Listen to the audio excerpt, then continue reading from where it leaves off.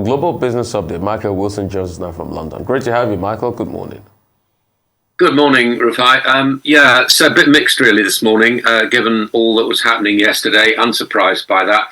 Nikkei up marginally, topics up very, very slightly. South Korea's struggling, basically down about 0.8%. China more or less level. The World Bank has slashed its China forecast for growth. It's actually quite a lot, down to 2.8% from 8.1% at this time last year. Not as much down the beginning of the year, but they're clearly seeing China not really achieving the kind of growth that they thought, that people thought it would, and for all the kind of reasons we've been talking about recently. Just to bring your attention to Li Auto in China, now expects to deliver 25,000 vehicles, slightly down from the 27,000 and 29,000 it had been actually thinking about. It's all about shutting down for COVID and all about supply chain issues as well, which we've documented a lot of times, basically just showing how it affects China in terms of its industry. As far as Apple is concerned, the world's largest company, it's assembling its flagship iPhone. It's moving its production, some of it, to India right now, away from China, just because it doesn't really know which way China's government is going. And I think you'll find this probably echoed in most of the major investment houses right now. The lack of information that we're getting from China is not good, and I feel as though it's affecting investors' decisions about it. Globally, the OECD is saying that the Ukraine war and the rest of the inflation-hit economies around the world are downgrading its global growth from 4.5% to 3%. Next year, it reckons it's going to be 2%. That's the OECD. Let us move to the United States. Stock futures rise very, very slightly after the Dow, quite clearly entered a bear market. That's what they're saying right now. 5 straight days of losses. Dow's into a bear market. Technical indicators show the selling has been historic. I think what that actually means is that it's not necessarily based on what's happening at the moment. The problem with it is that there are loads of people who've never been through this kind of thing before, and the youngsters are just selling at the first opportunity. They do not want to go against the herd. The VIX index, which is the so-called fear index in the United States, now that's up 3 points. Very good book about the fear index, by the way, if you want to know about it. But what it does is it just reacts to volatility in stocks and so on, and it's quite important. I mean, I personally, I wouldn't take it too seriously, but it has got the reputation of being a fear index. So if it's up, it means that more people are slightly worried. Well, aren't they all, I have to say, including the Chancellor in the UK, Kwasi Kwarteng, whose fiscal thinking has been put to the test right now by the markets. Pound at one point, as you know, down to 1.04 against the dollar. It's come up very, very slightly. Interest rates will rise, according to the Bank of England, but we're not going to hear about that until November the 3rd, which is actually quite a long time away. Had it been slightly thought by people, they might be summoned to an emergency meeting to do something to defend the pound. The thing about foreign currencies, Rufai, you'll know about this. I mean, do people come up to you in the street and say, "Look, I've got Naira. I want to know what to do with it. Do I go into the pound? Do I go into the dollar?" I get this all the time from relatives and friends. What I say is, stay out of it. Just do not get involved, because what we're seeing right now is the markets doing what they do, which is a lot of spivs and vagabonds actually making a load of money, talking it down, and then tomorrow, trust me, they'll talk it up again. And that's what they've been doing this morning. Sterling is now up to about 1.08 against the dollar. Not saying it's not going down, not saying it's not weakening, but these kind of moves involve huge amounts of money, and people are making a lot of money on shorting this market too. UK government bonds borrowing are up the 10-year benchmark yield has increased by 1.45 percentage points. That's absolutely huge. 2-year yields have lurched from 3 to 4.5%. That's the highest level for 4 years. That's the Tories. So we're waiting to see what the judgment of the markets is going to be on Kwasi Kwarteng's budget, and he's going to deliver more tax cuts, so he says. Labour Party is having its conference right now, the opposition party in the UK, and its leader, Sir Keir Starmer, is saying that Labour has now assumed the mantle of economic competence, arguing that the Tories have lost control. Well, we'll see about that. We'll see what they're going to propose. We'll hear about that later today. Cost of living in the UK, millions more apparently have been forced into taking second jobs. A survey 4,000 UK adults carried out at the end of August, showing that the majority of those are reacting to the rising costs of getting into budgets of wage rises, the price rises outstripping wage rises as well. And finally, oil. Chaos in the foreign exchange markets actually is making it almost difficult. I mean, I know I've been saying this for weeks now. It's terribly difficult to predict where it's going to be at the end of the day. But the bottom line is the markets are saying, do you know what? If we can't predict it, we'll push the price down. And that's what's happening in the oil markets right now. That's the global view. All right, Michael, it's a terrible time for Mr. Kwasi Kwarteng, and his plan has flopped. It is obvious because that's why he's now trying to have a palliative in a midterm fiscal framework for November 25, and we're waiting for that because a lot of people want to ask, and my first question, didn't he take into consideration the fiscal atmosphere before making this plan? That's one. Two, the pound is dead on its feet. You were talking about if people come to me on the street with currencies. Sometimes, Michael, I feel I have the nerves of George Soros, to be able to make that bet against, the pound sterling, as he did in 1992 on Black Wednesday. But secondly, all the parameters are down. Government debt is 4.2% now. People are even betting that interest rates can go up to 6% in the UK. I cannot wait for what PMQs will be like tomorrow. In fact, I'm putting that show on record already today because it's going to be amazing. What has happened? The UK has fallen flat on its feet with a very populist economic decision that Rishi Sunak warned them about. Okay. Shall we talk at the end of the week about this? My view is I agree with everything that you've said. It does look, we are in Tuesday of a week. We're not at Thursday and we're not at Friday. The money markets, as I said, react as they always do. If they see a sign of weakness, then they go for it.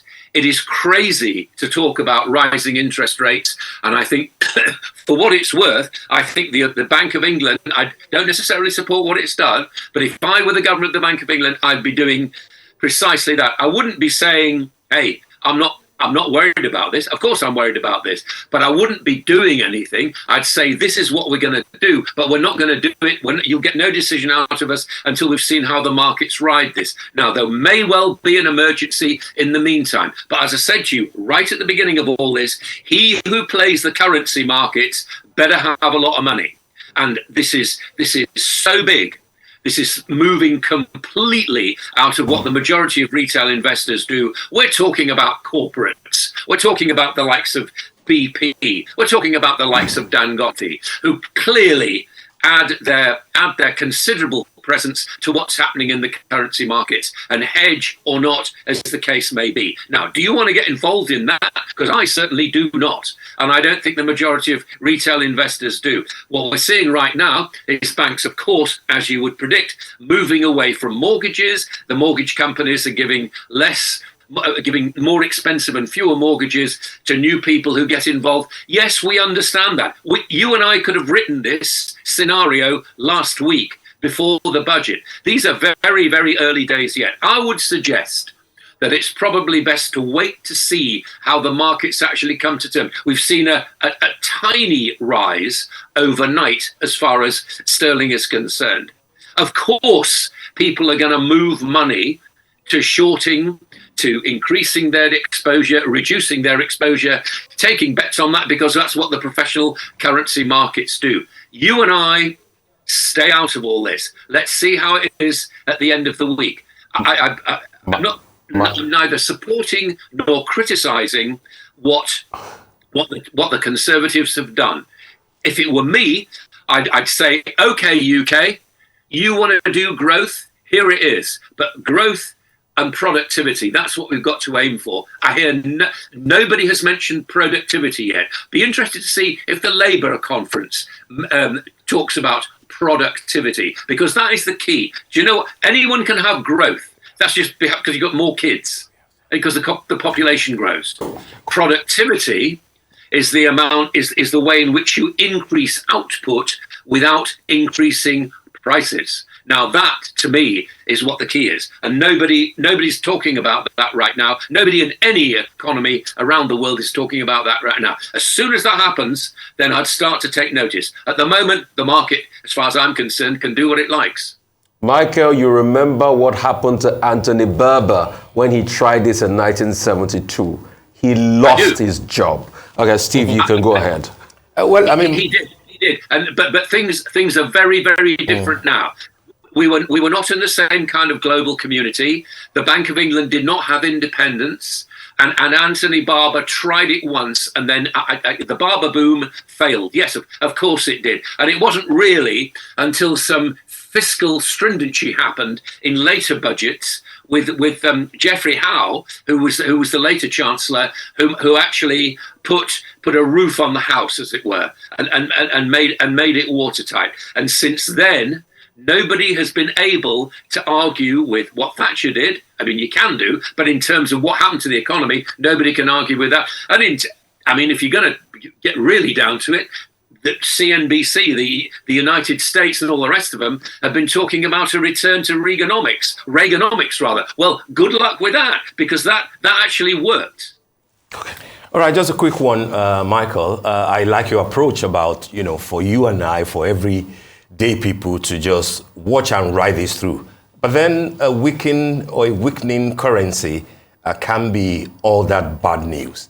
What's the hope here for exporters, for example, as the pounds continues to struggle? You've asked us to wait till Friday and see how things pan out. But then, is it all bad news already? Well, I mean, a weakening currency is obvious, isn't it? If you're an importing nation, as we are, then it gets in the way of inflation. It increases inflation. If you're an exporting nation, then it helps your exports. That's it. That's all you do. In terms of confidence, I mean, if you really want to talk about confidence, so why isn't the euro under attack? Do you have confidence in an increasing huge recession in Germany, for example? Change of government in Italy, which may well leave the EU, and France, which has not achieved any kind of economic reforms. What are we talking about? So if the markets are that smart, I suspect that there are bigger targets to go for. And if you really want to go for it, I mean, go for the dollar, because there's no question about that. The rise in interest rates there, as you've often said, and you've often observed, quite rightly, is it could well starve the economy there. Are they going for the dollar? No, they aren't. Okay. Why aren't they doing that? Because interest rates are going up in the United States. I mean, this is like page one. Okay. Michael, real quickly, this is going to be fun this morning. Rotu says I should keep you. Yeah. He wants to jump in. It's time for African Business Report. Rotu's jumping in this. It was fascinating. Michael, good morning. Good to have you. So to kick off, Michael, I want us to listen to Milton Friedman, a speech he gave at the University of Utah back in 1978 on inflation and taxes. Let's take a listen. The Great Depression was not produced by a failure of business. On the contrary, it was produced by a failure of government, and a failure of government in an area in which responsibility had been assigned to government since the founding of this country. The Constitution of the United States, it gives Congress the power to coin money and set the value thereof. And it was in the management of this fundamental function of government that government failed and produced the Great Depression.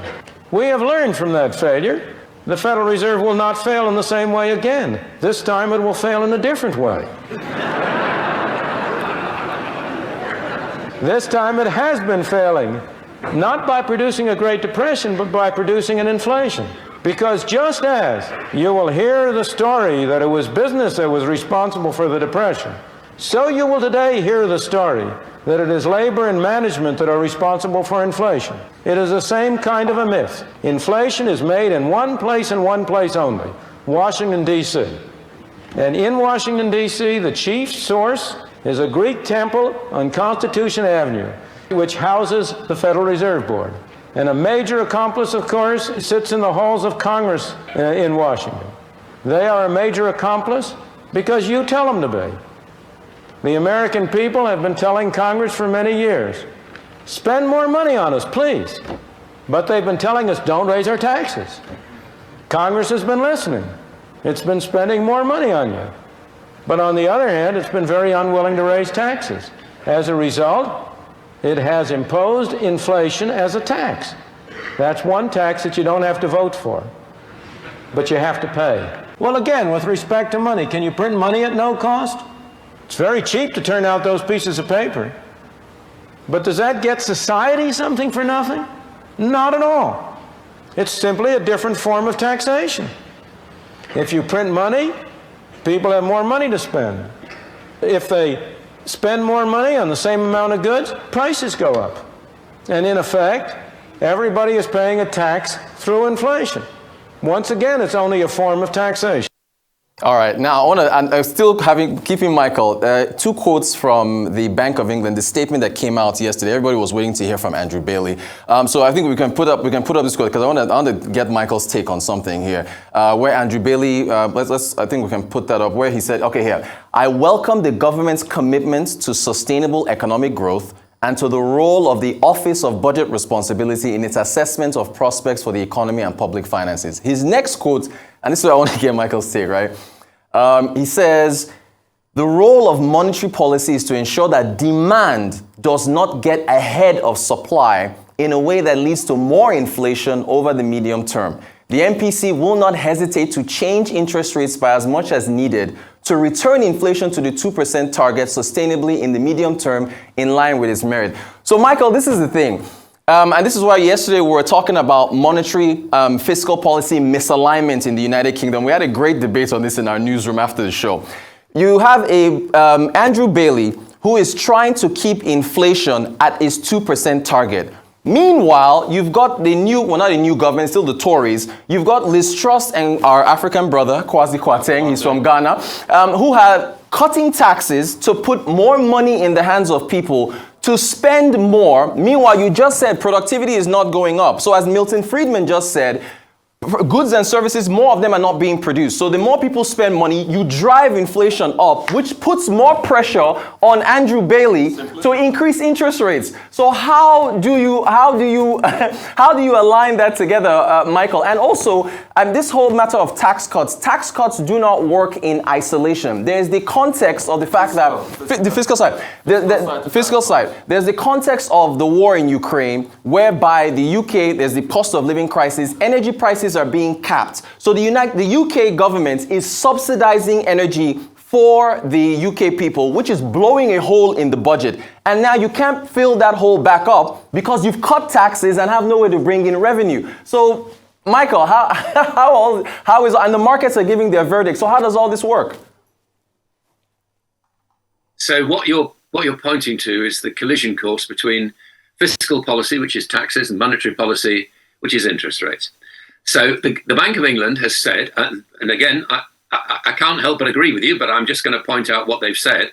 The Bank of England is saying that there is no, and we're not going to make a decision about it until November the 3rd, and there is no particular conflict. Well, I think there probably is a conflict, but that's what we pay these central bankers for. And I feel as if they're going to raise interest rates, and there is a rise in inflation, then that's what they're going to have to do. Personally, I feel as though the spike in inflation will probably recede over next year, over 2023, only because gas prices are coming down, oil prices are coming down, commodity prices are coming down, and all the rest of it. Now, I don't guarantee it. I don't know. I mean, if I wouldn't be sitting here, would I? I'd have a very much bigger job running the country, probably, if I could accurately predict what these things are going to do. But at the moment, it seems you're absolutely right. There is a problem between monetary and fiscal policy. But all I know is that the Chancellor and the Governor of the Bank of England are now meeting twice a week to talk about this. So there must be something going on. But both of them have said no decision until November the 3rd, as far as the Bank of England is concerned, and November the 23rd, as far as the Treasury is concerned. Milton Friedman said a lot of very important things, and no wonder that Mrs. Thatcher, the former Prime Minister Margaret Thatcher, liked what he was saying, because how can you disagree with that? How can you disagree with somebody who's saying pumping more money? Oh, yes, we'll have a bit more money, please. Thanks very much indeed. Who wouldn't want to say that? You're pumping more in the economy. Of course you increase inflation. What is the result of inflation? It erodes things. Now, let us move to slightly the benign face of inflation, which is the opposite of deflation, which is happening in Japan, for example, at the moment. They quite like inflation there because at least it shows there is some kind of consumption. Now, prices are rising uncontrollably, then you have to have some kind of monetary. Nobody has thought of a better idea. If you can think of one, Rotus, then you tell me and the rest of the world what it needs. It is a blunt weapon, and it's not perfect at all, but it's what the central banks are doing at the moment. Would it be Bitcoin? Would it perhaps here's a role for cryptocurrencies? I don't think there is at the moment, but there might be in the future. But at the moment, if you've got things contained by interest rates and so on, then I think you've got to go with what we have at the moment. A continuing problem that's facing the Fed, facing the Bank of England, facing the Bank of Nigeria, facing all the central banks around the world. If you want to talk to me about what the money markets ought to be attacking, as I was saying to Rufai earlier on, I cannot understand why they're not going for the dollar and they're not going for the euro. Those are two organizations. The dollar is supported by a Fed that is increasing interest rates to who knows what. They've been extremely hawkish in their last meeting and probably will do exactly the same kind of thing. We're thinking maybe in this country it's going to be 5 or 6%. Next year, who knows? But the euro, why is the euro not under attack at the moment? Because its major economies are failing. One of its major economies is facing, do you know how many governments the Italians have had since the 70 years, since the end of the... That's 72 governments. 72. What's that about? So what you've got is, you've got a country which is central to the European Union, and there are doubts as to whether it might stay in it. I mean, never, so there are all these, at least here, you've got a fairly clear idea. Kwasi Kwarteng is saying, I'm going to change things massively. Talk about handbrake turn. But the markets have reacted in exactly the way that you thought they would. I'd just give it a few days and see where it settles down. All right, thank you so much. Thank you so much for this omnibus, Michael. Thanks, you Michael. so much. Really Thanks. I appreciate you for your insight. Michael is also. Okay, so look, to our own matters here, more monetary policy discussions. The MPC is decision day for the MPC Monetary Policy Committee here in Nigeria. And, hey, we raised rates, let me see now, it was May, we went 150 basis points from 11.5% to 13. Then in the July meeting, it went from 13 to 14. And, there are a lot, look, whenever the MPC meets, Nigeria's economy comes under the microscope, and there's a whole lot. The Naira is one of them, as far as the pressure that it is facing. It's crossed 700. It even depreciated at the official markets at 430, parallel market at 720 something. Here is Taiwo Oyedele, head of advisory services at PwC. Here's what he says. Says the MPC urgently needs to address the Naira's downward spiral with appropriate policy interventions to improve exports, harmonize rates, that is calling for a unified single rates, and promote import substitution. So the question now is whether or not this benchmark rate, if you look at the Nigerian economy, is the benchmark rate impactful?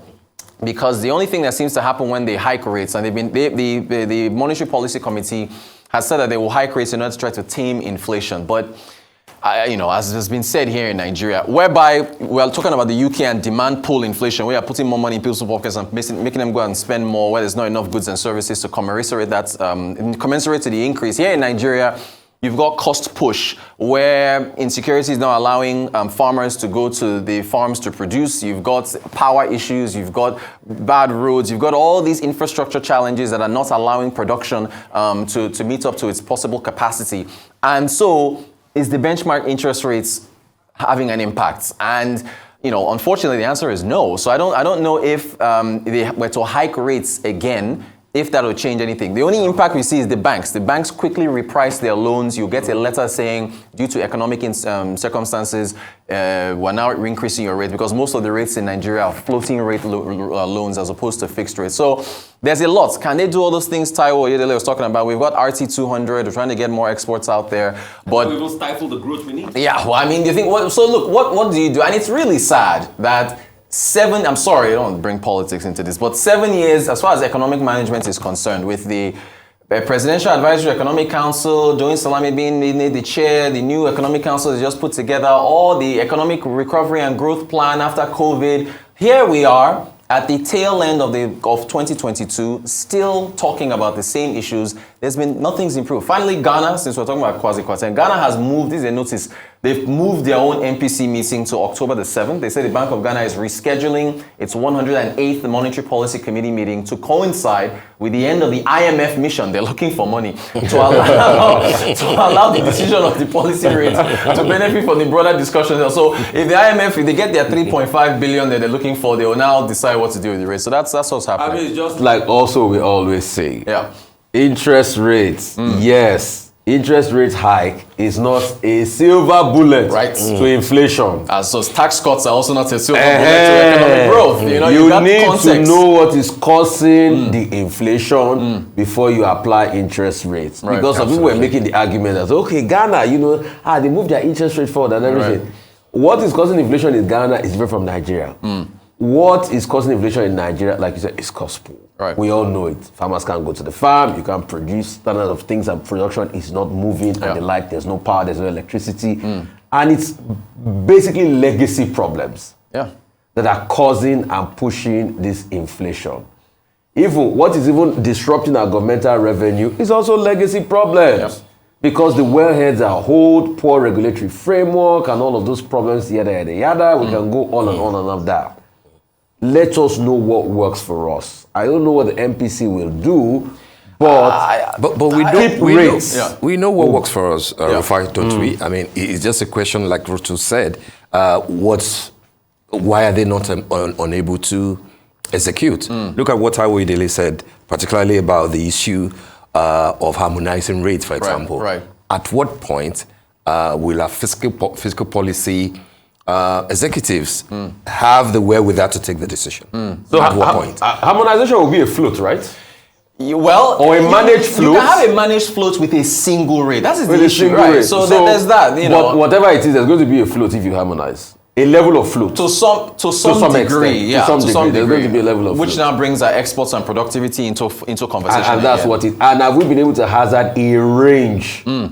A floated range that the Naira is going to find its level? Well, some say the parallel market is more accurate. Anyway, 12 noon today, that's what the money policy